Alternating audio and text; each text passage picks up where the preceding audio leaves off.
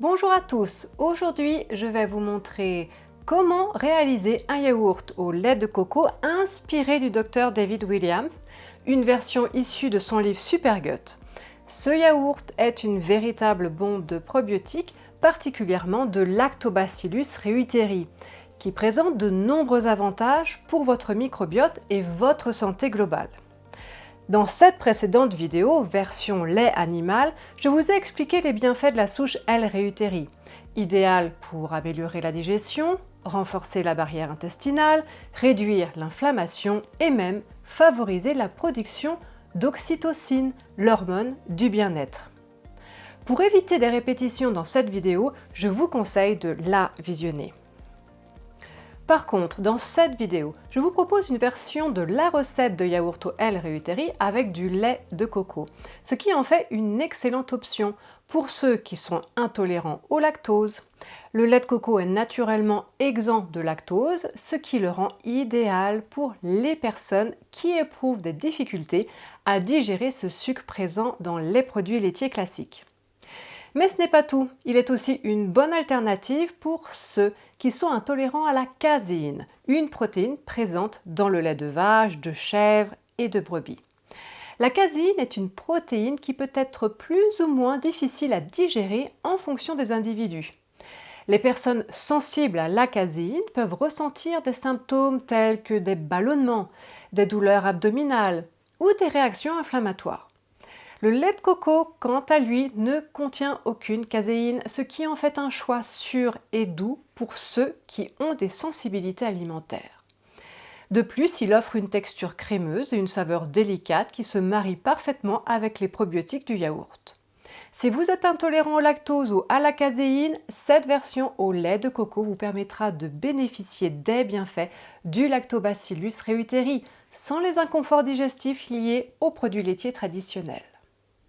Passons maintenant à la recette. Pour les ingrédients pour 400 ml de préparation, il va vous falloir 10 comprimés bio Gaia L. reuteri, 400 ml de lait de coco sans additifs, je vous montre à l'écran cette marque qui est parfaite, puis 3/4 de cuillère à café de gomme de goire, 2 cuillères à soupe de sucre de canne, 1 cuillère à soupe de fécule de pommes de terre.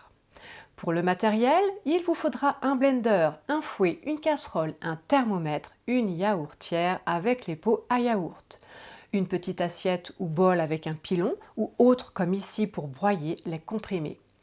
À titre indicatif, j'ai choisi cette yaourtière. Elle est à 32 francs actuellement avec les pots en verre inclus. Si vous ne possédez pas de yaourtière, un autre appareil peut convenir.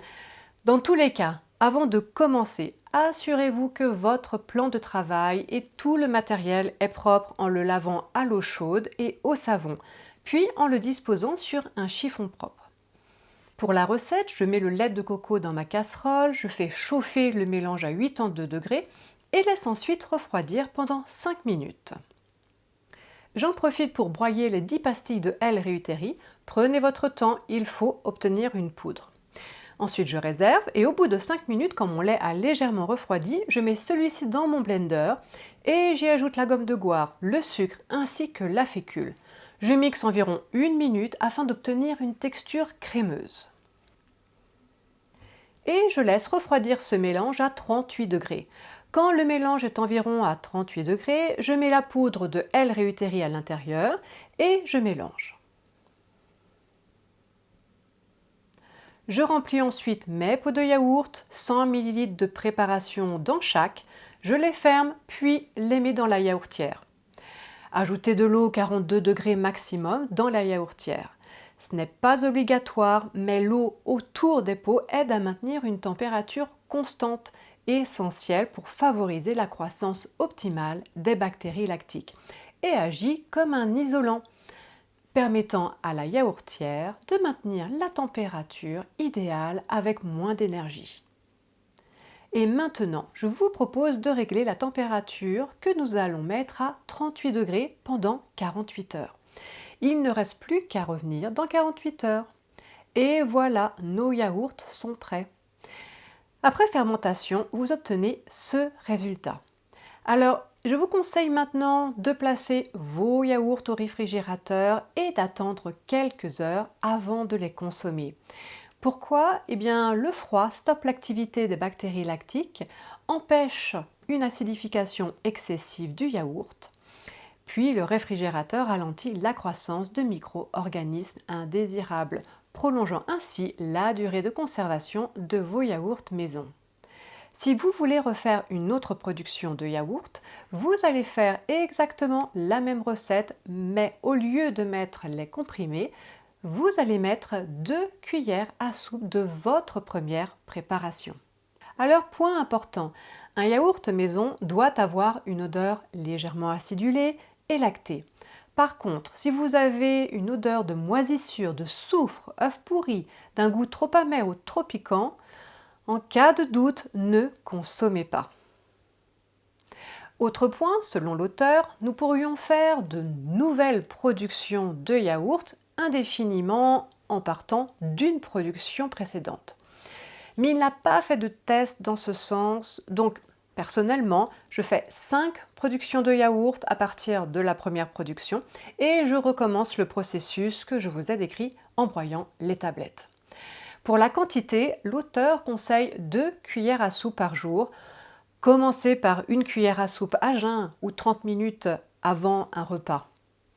Et augmentez progressivement selon votre tolérance. Car un effet d'Ayoff, une réaction d'Alzheimer est possible. Ballonnement, selles molles, malodorante, signe que votre microbiote évolue. Rassurez-vous, c'est temporaire.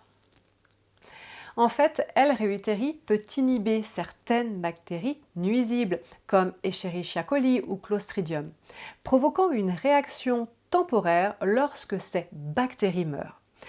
Ce probiotique influence aussi le système immunitaire, ce qui peut provoquer une réponse inflammatoire transitoire. Et l'augmentation de la production d'acides gras à chaîne courte et d'autres composés peut perturber temporairement l'équilibre intestinal. Si vous voulez en savoir plus sur le die-off, j'en parle davantage dans cette vidéo d'une autre recette de yaourt que je conseille justement avant celle-ci. Et si vous êtes actuellement en traitement face à un SIBO, IMO, l'auteur conseille une recette de yaourt que je vous conseille dans cette vidéo. C'est une recette qui contient L-réutérie et d'autres souches probiotiques. Par contre, comme la bactérie probiotique L-réutérie augmente considérablement l'ocytocine, qui est responsable des contractions utérines lors de l'accouchement, cette recette n'est pas conseillée pour les femmes enceintes. Enfin, si vous préférez un livre en français qui ressemble sur pas mal de points à celui du Dr Williams Davis, qui est en anglais, je vous recommande le livre en français intitulé Super microbiote. Les 2 livres se complètent parfaitement et ils sont disponibles en format papier et Kindle.